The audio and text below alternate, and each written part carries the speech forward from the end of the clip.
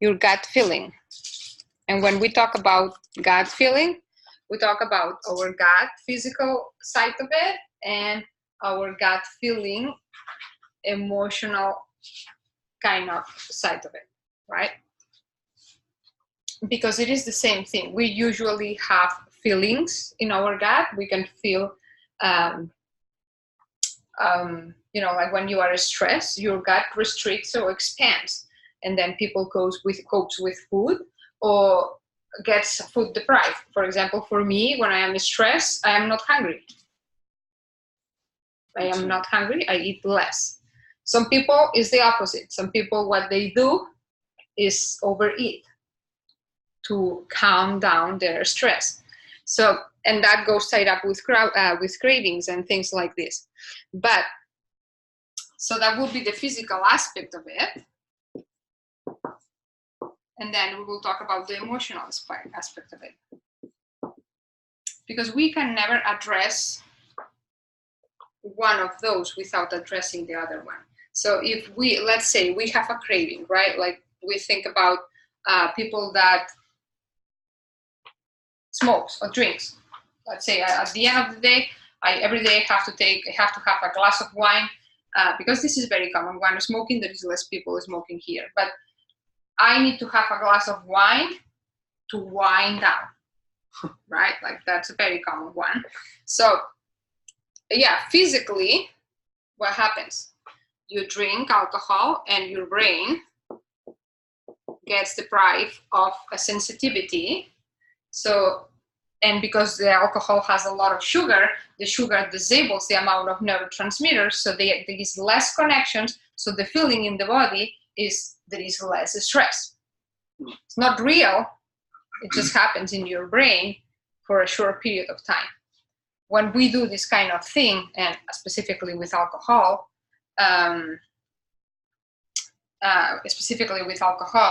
the night of sleep is much worse. So most likely people wakes up in the middle of the night and then they are sleep deprived, and that causes more stress, it puts more pressure in the brain, so there is even more problems. Let's say that the person is stressed and instead of drinking wine, eats a whole bunch of candy. Because that's another one, right? Like people that is stressed, they don't eat thoughtfully. It's like, oh, I'm going to eat, I'm super stressed, I'm going to eat a whole bunch of chicken breast. That never happens, right? Like most likely they will eat processed food, which is loaded with sweeteners or sugars or candy or candy bars, you know, like, or granola bars or whatever it is, but things that usually have sugar. So when we talk about the brain, the physical aspect of the craving that affects the brain affects this way, affects like depletes, disables the neurotransmitters in the brain, and the brain loses its own connections. So the feeling is we are less stressed, but afterwards usually we have a counter effect, which is the guiltiness, right? We go from stress to coping to binging and guilt. And let's hope that it doesn't have an eating disorder, because otherwise we'll be purging.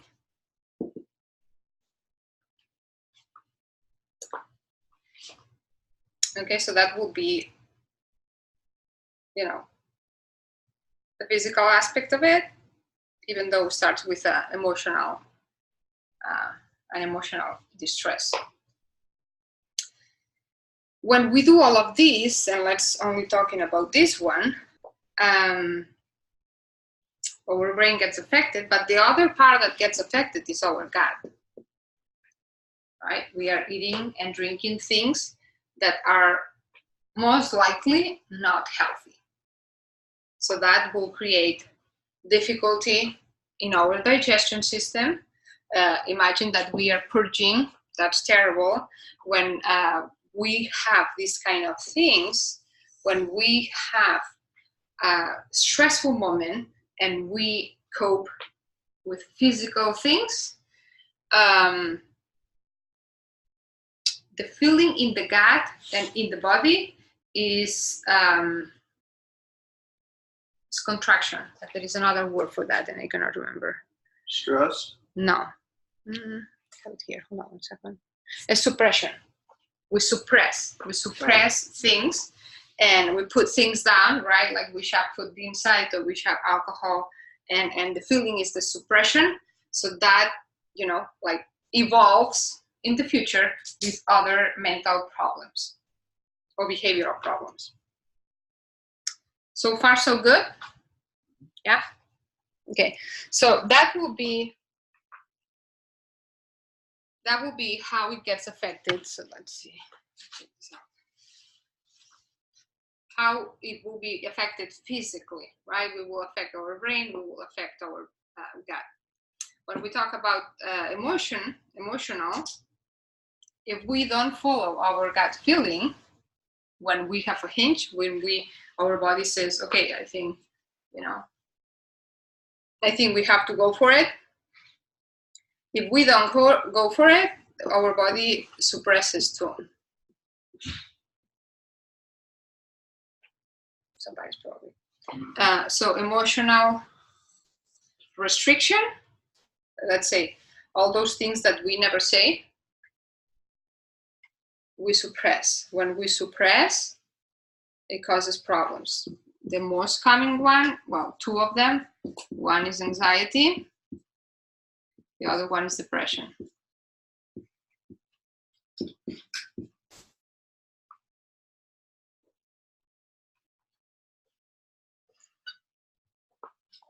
So when we talk about our gut feeling, anything that, let's say, when we are having one of those moments that, oh, if I follow my gut feeling right now, I know I am in the right direction, and we know because it feels right in our body, right? Like there is a feeling of expansion.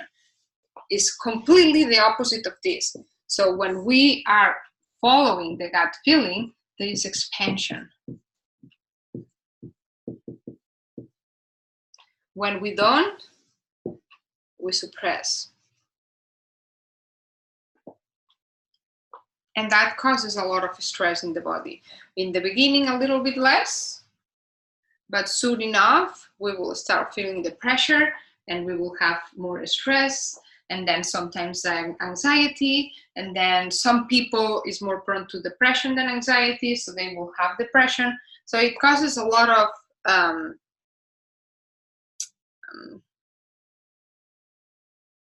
behavioral and emotional instability. So instead of having ease, because this one is, we have ease,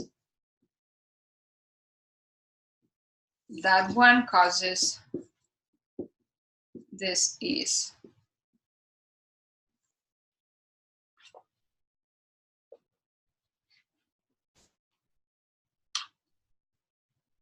So following the gut feeling is nothing else but following your instincts, right? When we follow our instincts, we usually are always right.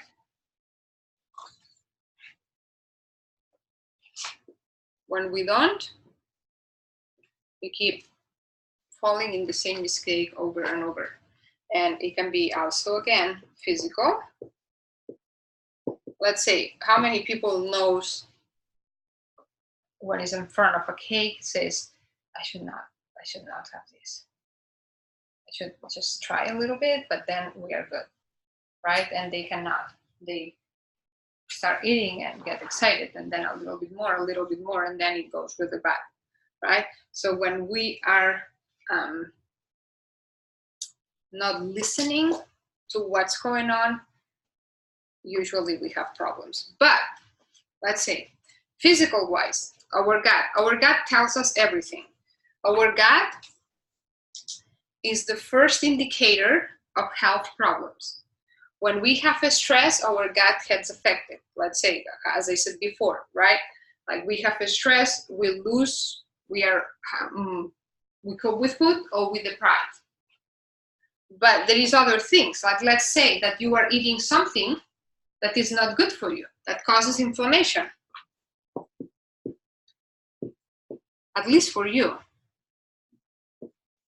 because it doesn't have to cause inflammation to everyone, right? Like let's say in my personally lately, which I never had before, I cannot eat any kind of cheese anymore. I mean, like none, right? So I cannot have dairy. I never have gluten, neither sugar. Very boring life. So, but now lately dairy is like, okay, I'm eating any kind of cheese, like I cannot have cottage cheese, goat, which usually goat wasn't a problem. Now not even goat. So as soon as I eat it, my belly goes. So it took me like, I don't know, 5 tries because I like it so much. So the first time I thought that's very weird. Second time I thought, oh, that's not good. The third time I thought, that sucks, I really like it. You know, and the fourth time I thought I should stop eating it. And the fifth time I said, oh, that's it, that will be the last time, right? So it takes a while for us to want to quit something that we really like, right? And I'm all about that, all about, okay, I'm listening, okay? Paying attention to my body, what's going on? It doesn't feel good, but still it's hard to give up. People that has gluten sensitivity, that's a big one, right? Like even for people that doesn't have gluten sensitivity, usually has problems with gluten, but they don't know yet. What would be the sign, common sign?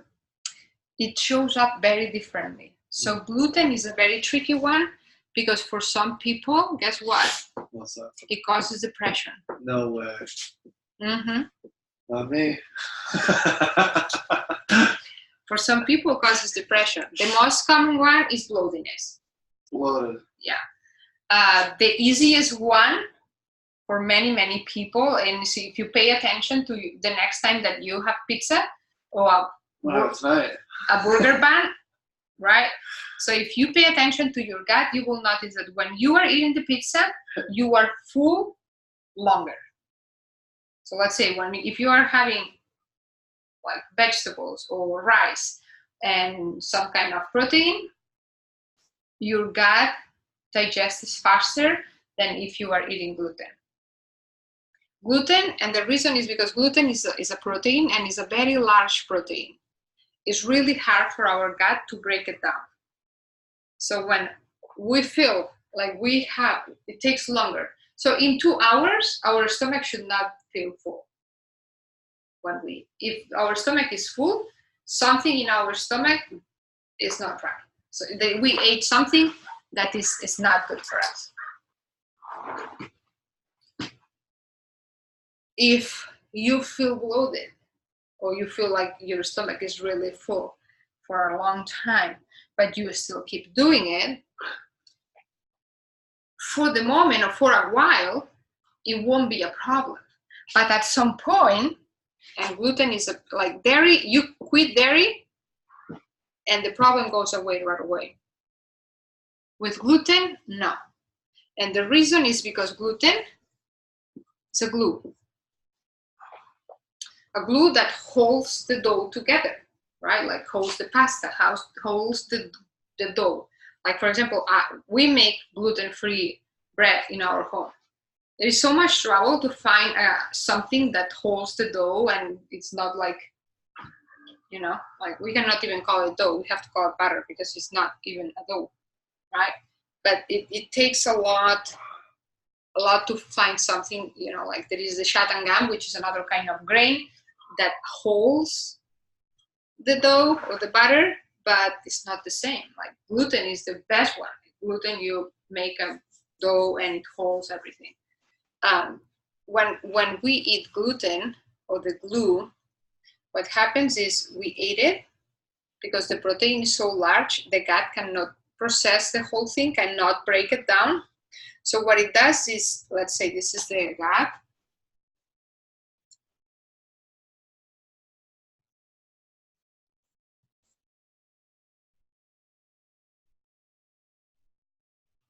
Okay. What it does is it coats inside. Right. So the villi, so when it goes through the gut to the stomach should be the one that breaks it down to the point that when it goes towards the small intestine and through the villi, it goes, like it's being used as something useful, as a good protein. In this case, doesn't happen. The stomach cannot break it down in the digestion, and it sticks around the gut all over the place. Wow. All the time. So what happens is it doesn't go away. It keeps piling up. No way. James, that's true. I've heard this before. Yeah. You've heard this before. I haven't totally stopped gluten, but I don't eat near the bread that I used to. So You feel difference. Hmm? You feel difference. everything I've tried, I feel different. Yeah. But the thing is, some people process is better than others. Right? It's fire. Hmm? It's straight fire. It just burns it. Well, yeah, yes. Probably would be better if you wouldn't have it. But yes, there is people that process is better. One advice is if you process well gluten, have always bread and those that are whole grain. And the reason,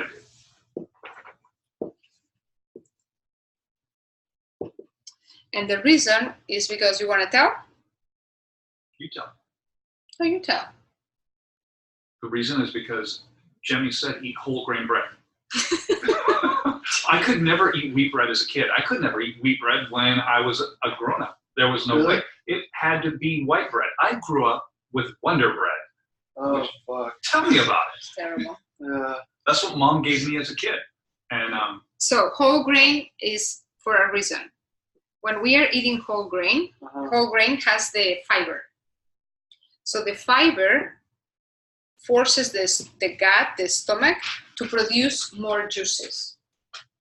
When the gut produces more juices, you should be already at that point where this is explained, because that's explained in the course. Mm-hmm.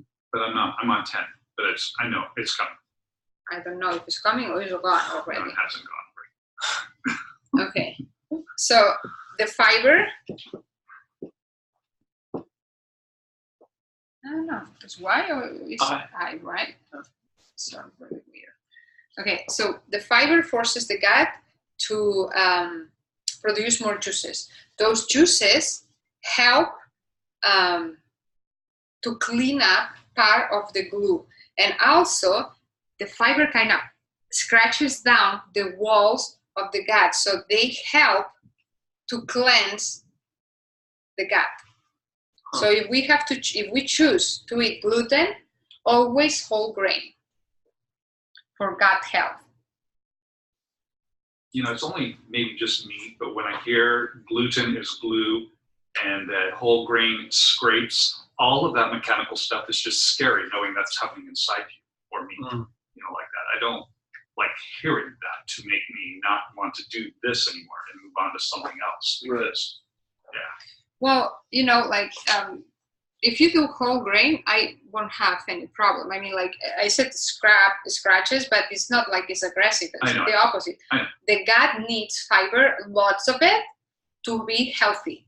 When there is more fiber, there is more juices. When there is more juices, there is more bacteria and more fauna and more flora, right? Yeah. So we want to have whole grain and plenty of fiber, and that's a good thing. Do you know how much fiber you have? How much fiber I have? Grams? I don't know. I have no idea. I mean, I eat a lot of fiber. I mean, like 3 meals a day, I have fiber. Yeah. No coming from high carbs, not coming from grains, all of it, right? Like in the morning, it will come from grains because they have gluten-free bread, but it's made of other grains. At lunchtime, I usually don't have high carbs, but I have plenty of low carbs, like broccoli, which, by the way, now I can eat broccoli because, well, I can only eat broccoli if I steam it to the point that it's mush, like a mash thing. Really? Yeah. then it's not bad. It was really bad before. But now I learned that I can do this. So, or other kind of things like asparagus or squash or salads or whatever. And at night the same. I will have vegetables or something else like this. Okay. So that will be the case of gluten. When that happens, when the gut creates these layers and layers of code, this coding all around the gut, it means that glue, if you picture glue and coding around the gut, it tells you one thing, is all the nutrients that they're supposed to go towards the gut are not absorbed, because the coating of the glue doesn't allow the villi to send it to the bloodstream through the small intestine. Okay, so that's why in this country there is so many people that is overweight and undernourished, big bellies and very small health. You want to say how it looks, gluten gut? Gluten gut would be not a hanging tummy, but like a beer belly. Mm-hmm. What we know as a beer belly, Yeah, like beer belly. sticking out, high stomach. But it's hard and it just sticks straight forward. Yeah. Mm-hmm. Really? Like so That's a many men gluten that gut. walk Have you with seen their that teeth. before? Hmm? You've seen that before? You see that all the time.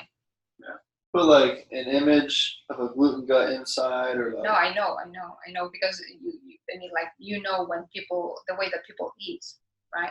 People that has a lot of gluten, the gut starts really higher up to your stomach and is really hard. It's Right hard. to the waist. It's guys that have the big tummy, but it looks like they still have a regular sized waist below it Yeah, you see it from the behind, and you don't see that they are big. until they turn sideways. And that's And if a person has a hanging belly, like those soft bellies that they are hanging, this is a sugar belly. sugar belly Mm-hmm. hanging over the waist belt. Mm-hmm. Okay. Okay. I need to write that down. Beets have a lot of fiber, right? Red beets. I've been eating a lot of those lately, every day now. Beets is great. I mean, beets have a lot of fiber, but also they have other things. They have polyphenols, which is something that is like a vehicle that helps other nutrients to get in the bloodstream and make sure that we use the whole thing. So that's a really good one. When we have this problem, not most likely, the body develops inflammation. Inflammation is the natural response of our gut or our body towards any attack. So when there is gluten, the body defends itself and creates inflammation. Right. Same thing happens with dairy. That's why my belly was bloated, right? Sugar also is a very high inflammatory food. Very, very much. Okay? So when we have people that has high sensitivity to gluten and has been eating gluten for years, and the nutrients don't go through the bloodstream, through the small intestine to the bloodstream, people has depression because they are malnourished. So the nutrients, they never get to the brain, and the brain is nutrient deprived. That's why they get depression. So the connection is here. The gut and the brain are strictly, the whole body, but the gut and the brain are strictly connected. It takes 20 minutes for our brain, 20 minutes for our brain to understand that we are eating. So when we start eating, the brain needs 20 minutes to say, oh, okay, we are eating. That's what I try and beat. So you eat before those 20 minutes go by. So what happens is when we do that, we are more prone to overeat. And the, and the It's my reason goal, baby. and the reason is because in 20 minutes we can put a lot of food in our body. Hell yeah. So our body doesn't react because our brain says, "Oh, you are full. You don't need more." Yeah. What happens is, "Oh, I cannot eat more because I cannot fit more in my stomach." So your brain didn't even realize that you are eating and your stomach is collapsing. Yep. Collapsing to death. I'd say strengthening. No, it's not strengthening. I'm positive when you are eating like this, that you have this big amount of food, you feel your stomach is really hard and it's bloated at the moment. Because it's impossible that you don't feel it outside. It's bulging, yeah. Right? Yeah. So it means that, like you overate. Yes. Okay. Any questions about this? So would you say most people that have gluten sensitivity is because maybe for a long period of their life they've eaten a lot of gluten and had a little fiber, and it's developed over years? Yeah, sensitivity is something that, at least if you are not a celiac is worse. It's really bad. But if you develop sensitivity to any kind of food, like gluten is one, but it can be dairy, it can be eggs, it can be corn. Corn is a big one. Soy. Those are inflammatory foods that when we overeat them and they are not good for our body, our body reacts creating inflammation. And inflammation means that your body is developing sensitivity to that specific food because it's overloaded with that. Okay. What do you mean? Why are you laughing? Because I probably eat a shitload of gluten, a shitload of sugar, and a lot of fiber. And what was the last one? Dairy. I eat a lot of all those. I feel great. It's the culture. And you know what? It was 2 years ago. I was exactly him in what I was doing. I swear to God. Well, you feel great? Here's the thing. I didn't know what I didn't know. That's what she tells me. I didn't know that So I you're was saying, feeling not great. I can be God if I clean that up. That's fucking incredible. There you go. I know. Yeah. Because gluten and dairy, specifically those two, sugar too, but gluten and dairy, what they make you feel is a sluggishness. It makes you feel more sluggish. Digestion takes so long that all the blood supply goes to your gut because it needs to, work that part extra.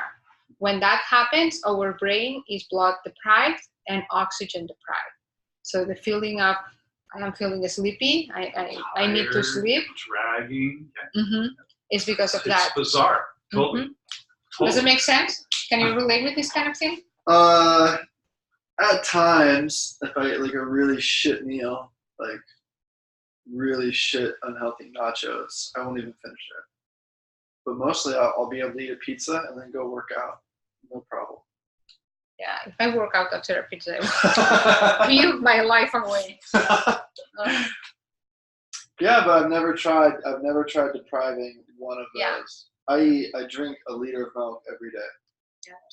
So I was doing too. It was when I was thirsty, it was milk. It was never water. I went right to the fridge to get that. I needed to have something. Okay, but Jemmy, I'm trying to freaking grow. I need to eat so much food. To the point, why do you want to grow, first off? To genetically modify my code and just be able to say, like, to my clients, this is what I did. I set myself a goal, and with discipline and hard work, this is what I've been able to do. Do you know that this is terrible advice? What are you talking about? It is. What are you talking about? I know that you think that that's the right thing.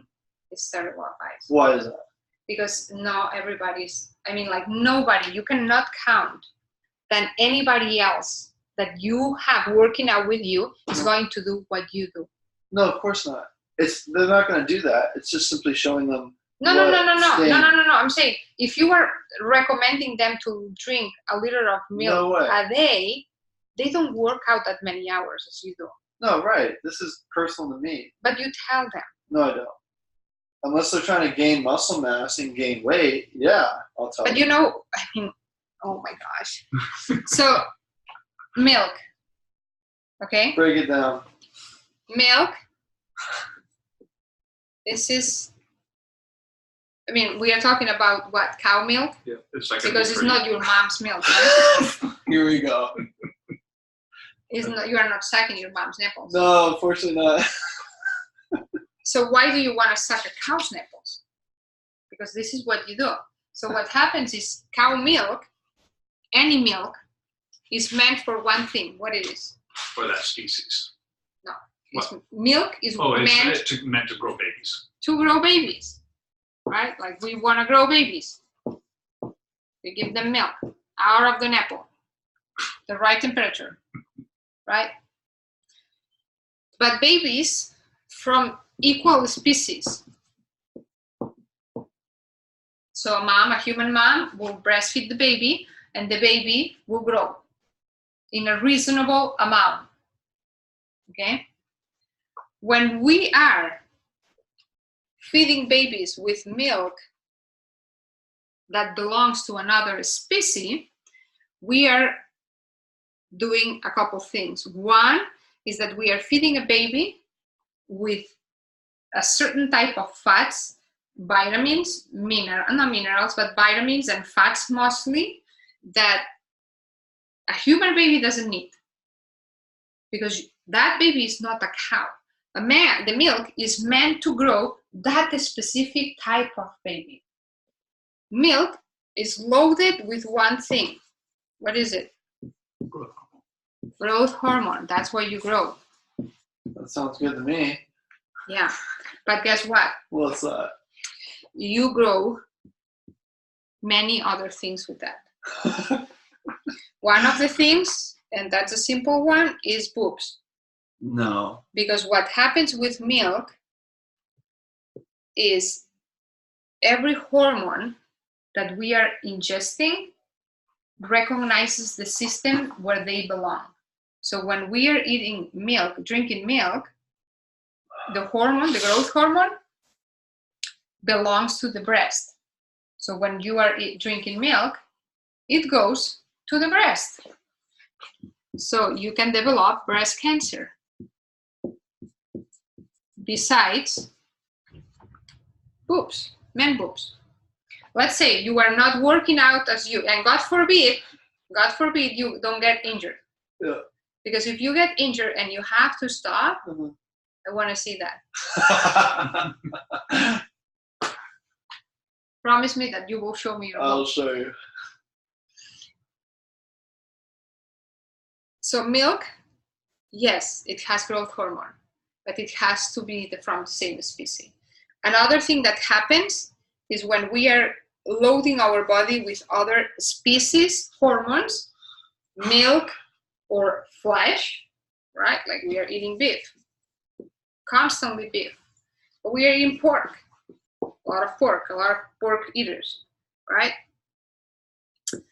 Those animals are bigger than human beings. The growth hormone of a cow's milk is much larger than a human hormone, growth hormone.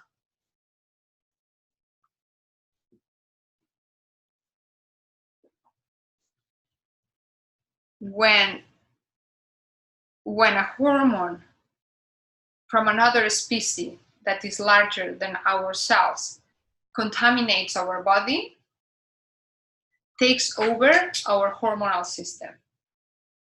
It means that it's more powerful than our own natural hormones. Our hormones go throughout our body, all of it. I mean, yes, they belong, growth hormone belongs to the breast, but the breast, it means bloodstream, means brain, means everywhere. When we are eating constantly and drinking these kind of things, we are overloading our body with another species DNA. And that causes a problem. It's called, James? No?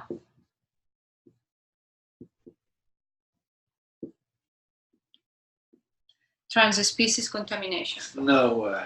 Mm-hmm.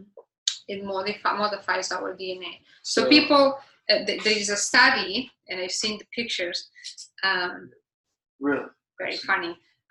Men that are more, I mean, like this one, it's a very typical one. They eat a lot of beef, like in the daily basis, most likely twice a day. You know, like a cow producer or a beef producer, they will eat a lot of beef. So they become chunkier, like shorter, chunkier, and very hairy. Very what? Hairy. Oh, Hairy. Okay? Pork, they are more fatty, neck, around the neck, double chin, you know, like fluffy, soft thing. And what's milk? Just boobs? Huh? What's milk? Well, milk, yes, it goes straight to your boobs. In your case, because you work out so hard, yes, but that doesn't mean that it cannot cause problems. Sure. Because the only thing that you are doing is you are burning the fat, which it has a lot, right? Sure. Not good fats. Not good. No. Fat. But any animal fat is not a good fat for human. In your case, because your level of exercise is so high, you burn the fat. The problem is the hormone never dies. It's always there. So if you keep putting in, at some point, that hormone can develop any other kind of problems. The most common one is cancer. Really? Yeah. So if you have cancer and Alzheimer's, those two. Where? Anywhere? Cancer can, I mean, like usually it will be like breast, the lymph system, and for people that is prone to cancer, can be in any other place. But then if you keep drinking milk and you are sick, you have cancer, it will speed up because it grows it. Besides, dairy is one of the most inflammatory foods. So the body is fighting itself, yes. What can I say? Why is dairy inflammatory? Because it doesn't belong to your species. Does. Oh, shit. No. Milk. Look, if you think about nature, the animals, they don't feed from any other species ever. They don't. Only home animals, like let's say a cat, doesn't have a mom, will breastfeed from a dog. If the dog had what's the name of that thing? Whole bunch of them? Puppies. No. No. That's for wolves. The thing on the belly? No. How they call a whole bunch of little dogs? A litter. Litter. You Americans know nothing about your language. A litter of dogs, right? So it had a litter, and the cat will breastfeed there. But because they are humans that put the cat there, naturally, that cat will die. That's how the strong survive and the weak dies. Oh, you mean they shouldn't have that? The cat shouldn't have that. No, that's the only case that happens. Right? It never happens in nature. You won't see a tiger breastfeeding from a lion.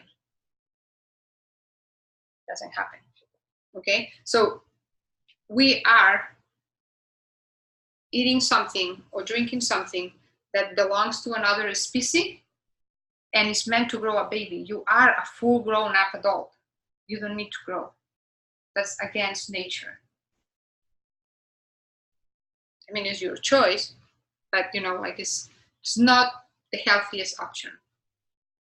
Even though this is what many of trainers do.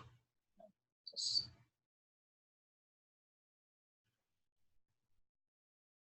have milk. Nice stuff. And protein. That's another one. Okay? Which also milk is protein. Yeah. Okay? Does it make sense? Even though you will keep doing the same thing, does it make sense?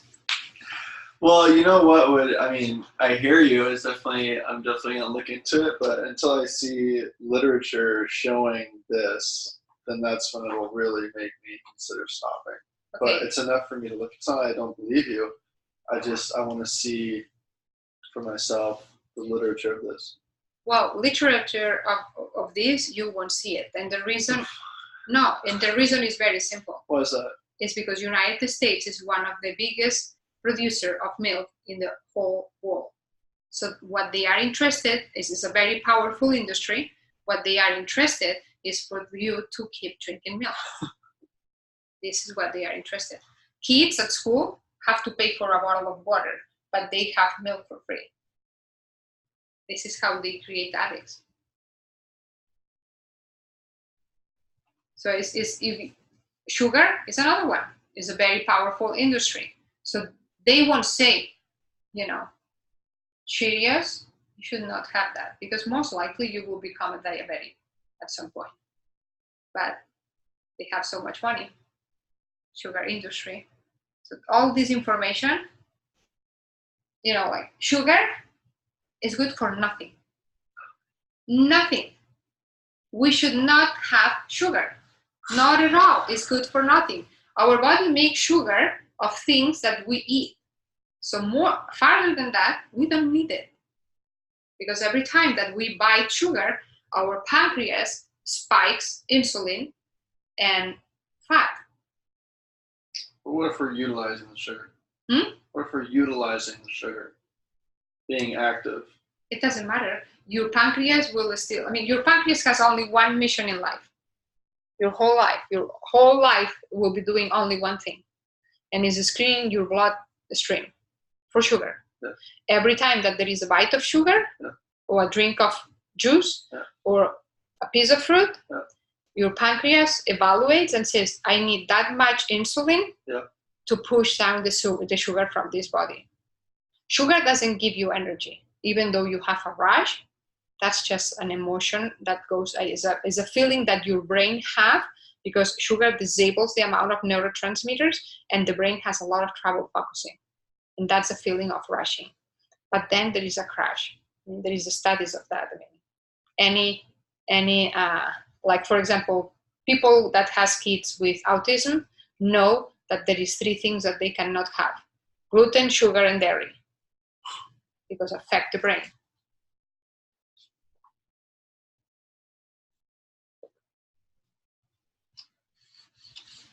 Sorry. I know. But I did. I stopped though. But I did one thing at a time. That was it. Just because then I could monitor. Kind of like when I'm working with people and having them try something different in their software. Don't do 2 things. Just do one. Just do one. And then move on from there. When that one does what you want it to. And if Milk didn't do what I asked her, this was what was going on with me. And then she says, Milk. I'm like, no way. Are you kidding me? Just like you. I remember where we were when we were talking about this. And I was like, fine. And I'm somebody that can just stop something like right now. I don't think I could be addicted to anything really, because I am a habit person, but I don't think that's addiction. Maybe it is. We haven't talked about that. But it was nothing for me to. Well, there is a part of compulsive behavior, but that's a little bit different. Yeah. And then I monitor everything I do. So I can tell if I ate poorly by my sleep at night. That's being monitored. I can tell by maybe my workout performance, my run in the morning, like that.